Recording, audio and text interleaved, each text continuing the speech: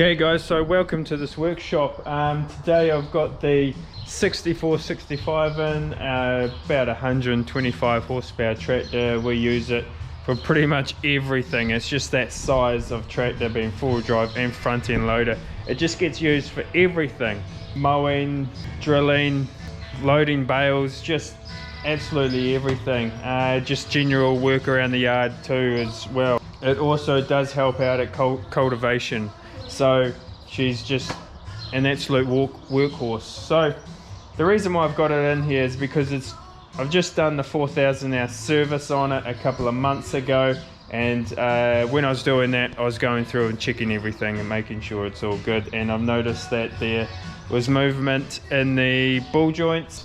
Also there was a bit of movement in the swivel pivots of the front axle, so that's why that's out and I'm replacing them.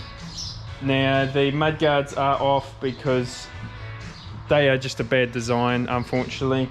So I've got them in at the local engineers, and they are just re-engineering them basically, just to make them more sturdier and hold themselves together a wee bit better.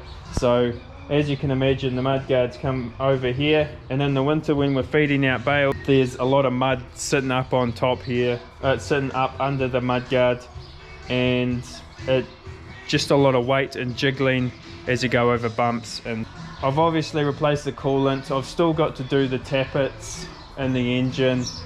I've done all the gearbox oils and filters, diesel filters, greased the rear axle bearings on the outside. There's still a lot of little jobs here and there to do, but for this front axle I thought you guys would be interested to see it all happen. So I'm going to sit you guys in the front here on a time lapse, and yeah, let's crack into it.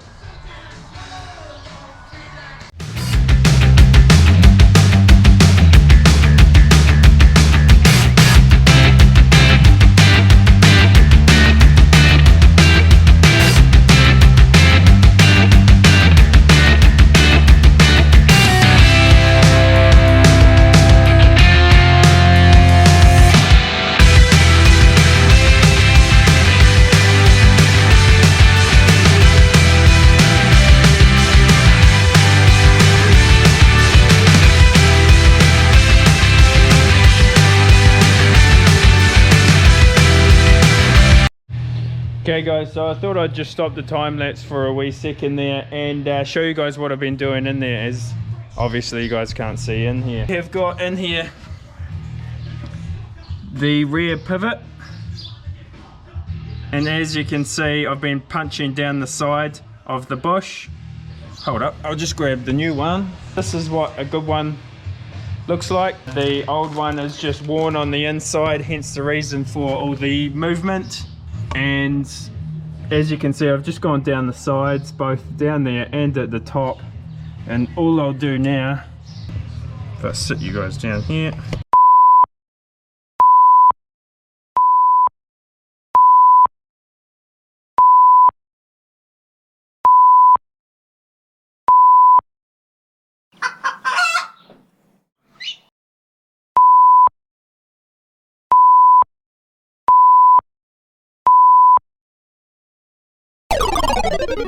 okay, so there's that one, quite worn at the top, as that's where all the weight is sitting. When you've got the tractor pushing down, all the weight goes to the top here. That is also where the grease all goes as well, because as you can see the line goes in the top there and drops straight in. The boys and girls that have driven this tractor have done well at greasing it. Time for a new one anyway. Right, let's go back to a time lapse.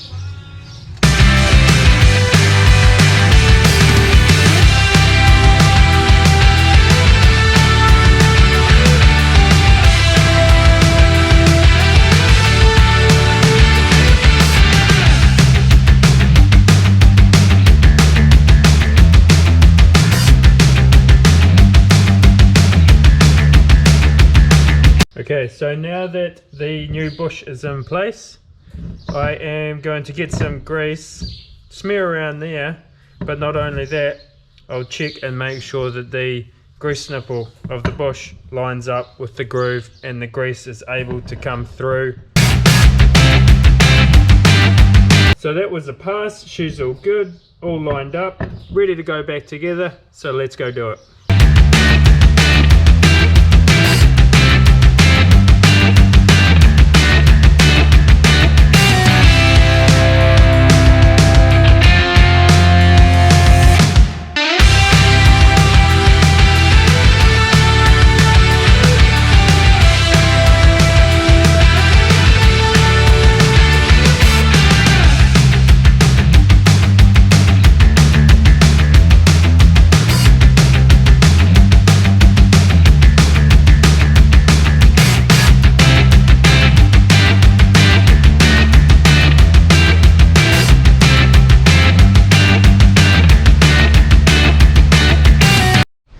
Okay guys, so that is the front axle in good and tight. The front, I'll just show you in here, the front bush housing is all tight and so forth. So I just got this grease line to plug in, and then I'll lift the front axle up and absolutely pillage the front housing and the rear housing with grease through these lines, and that'll ensure those new bushes for a longer life. Now I've got other repairs to do on this tractor, including, like I mentioned earlier, the tie rod ends and ball joints. So just replace them all at once. So we've got other repairs. So I'll put you guys on time lapse for the rest of it. I won't bore you with all my blah blah blah, but I thought it'd be interesting for you guys to see the front axle being pulled out, as you know, on farms with a front end loader. Those front axles unfortunately don't last forever. So hope you guys learned something today, as I've had fun bringing it to you. And yeah, thank you very much for watching. Enjoy the time lapse.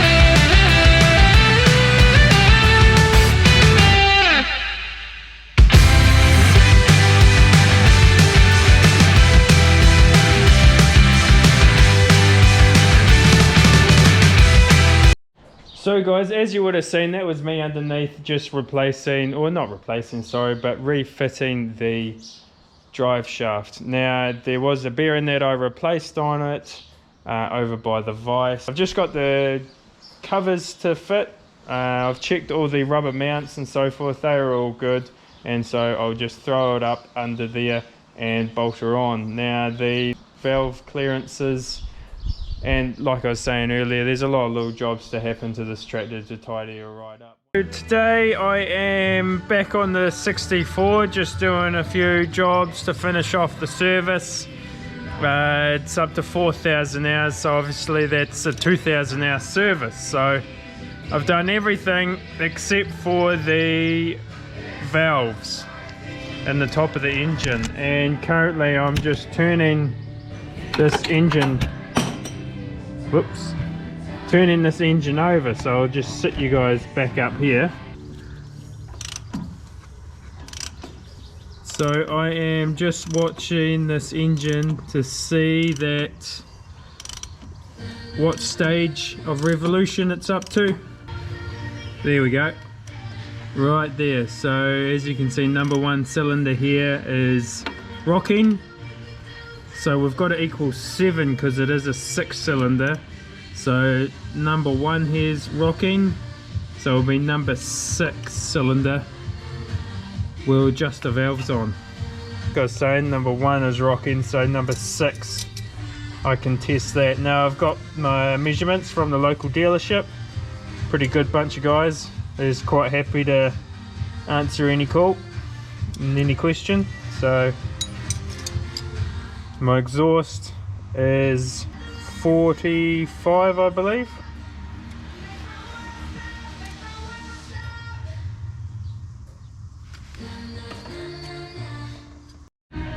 So one thing I forgot to explain, these have got double valves on either side, so there's a bridge in between.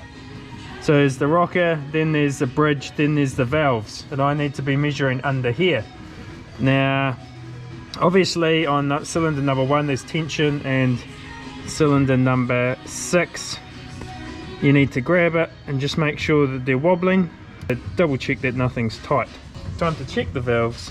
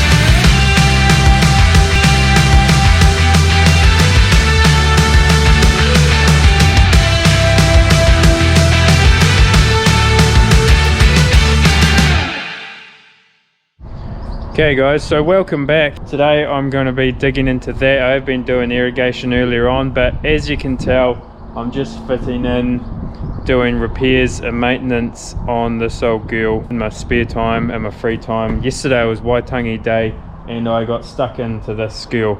So as you can tell from the last video, I have got the engine all back together again, got the correct seal, threw the rocker cover back on and everything else got installed afterwards. I also repainted this to make it look nice again, new emblem. Just waiting on a new light surround to come for the light, obviously. I did start on cut and polishing the old girl just to see what she'll show up like, and I can't wait. I don't know if you guys can tell the difference there, but she's faded and then she's like new back here. So there are a few little jobs here and there that still need doing, so I'll be cracking into them, but Otherwise, in the meantime, the front has been all fixed up, and because in the shed there's no real lighting, I'll spin her around, and just like that, she's turned around. So I think it's just easier if I just leave this camera on a time lapse. You guys can figure out whatever I'm doing. I'm sure you're the kind of person that'll figure it out. But the reason why I've got the tractor still running is it's circulating through coolant. I've got the heater on, and when she gets warmed up, the thermostat will open and let the coolant circulate throughout the whole engine and heater core. So, and that'll bring all the air bubbles to the top, and then I'll fill her in with coolant once those air bubbles come up.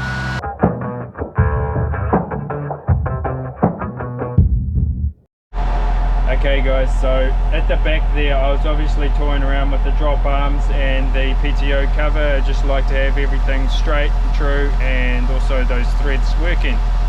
But when I was working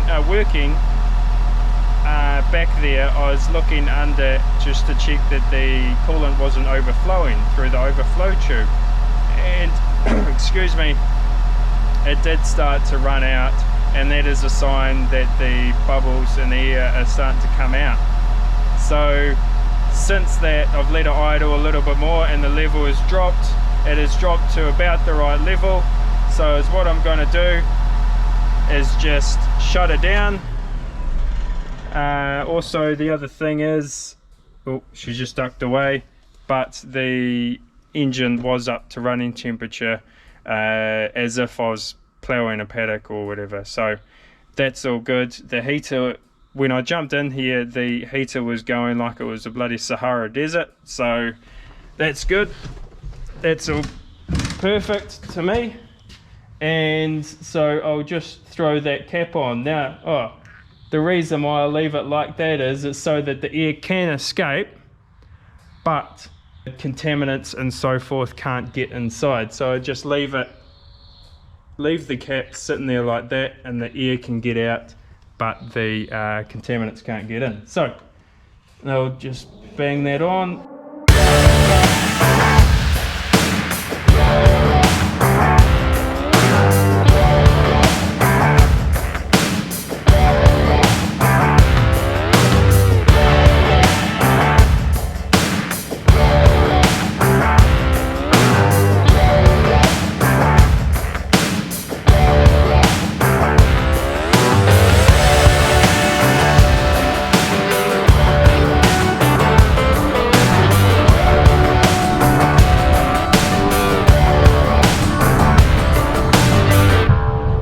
So it's a new day, new set of overalls, and we've got to still crack on with this tractor. And got a few things to do in the cab. A few more parts have turned up, likes of the lights around, and I think we can get her done today. I'm hoping so, because I'm getting sick of it. But anyway, got to wash it, cut and polish it, make it look real nice, and it should be about the job done. So right, let's get into it.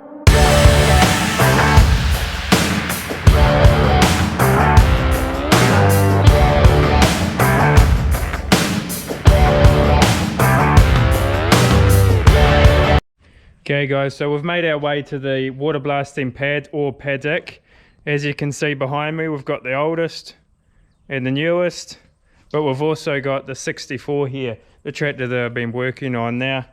I've all finished the repairs, everything's gone good, quite happy with it, road tested it, everything's mint. I've just got to wait on those mudguard bearings to show up, and then I can throw them on, but I'm not going to hold the tractor up for that. So I just thought I'd show you guys this stuff. This is not actually Armor All interior cleaner.